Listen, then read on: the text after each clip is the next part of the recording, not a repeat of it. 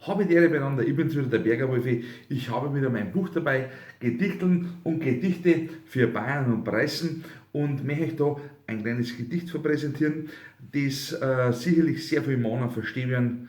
Das Gedicht heißt Bayerisches über den Fotzenspangler. Ich weiß, es gibt ganz viel wie mich Männer, die gehen zu einem sehr ungern hin. Vom Fotzenspangler ist die Rede, weil fährt man einer mit seinen Bratzen ins Mai, das mag ich nicht. Er fragt und fragt, ich sollte was sagen, sie spült und spült, mir hebt's fast den Inhalt von meinem Mund. Ach übrigens, die Porzellanfüllung müssen sie selber kaufen. Die Helferin spült weiter, ich bin kurz vorm der Saufer. Er plombiert alles andere als sanft.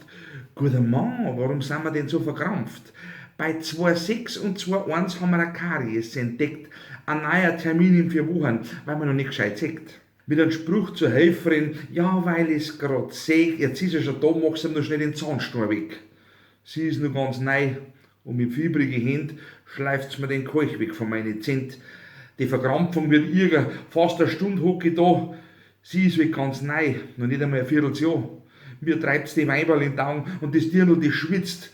Jetzt hat's mir noch saftig ins Zahnfleisch reingeritzt. In 4 Wochen schon wieder, da klang's mir schon heut, wenn er mir wieder mit seinen Bratzen mit Mai reinkreit.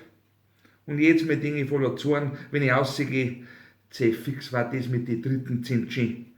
Die legen die aufs Tisch und ich hol später wieder. Dabei gingen die auf eine halbe zum Kirchenwirt über. Aber leider so weit ist es noch nicht. Sakrament in 4 Wochen schon wieder, greifen meine in meine Zent.